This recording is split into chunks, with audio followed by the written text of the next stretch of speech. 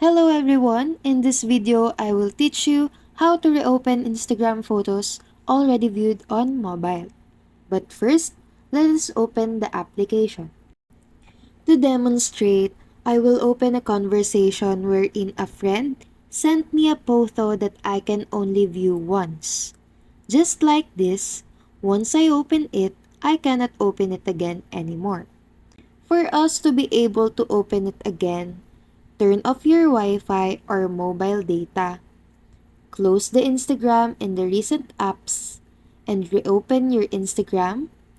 Go to your messages and view the photo while you don't have any internet connection. If you click on that, you will see that you won't be able to open it again.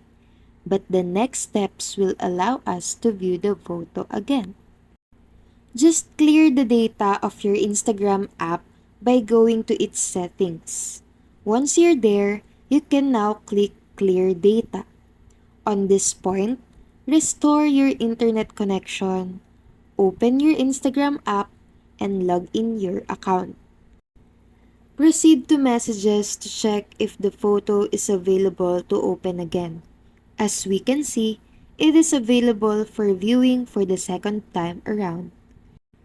The hack here is that you should turn off your internet connection before opening the photo. That's how easy and fast it is. Don't forget to like, share, and subscribe for more tutorials. Thank you for watching.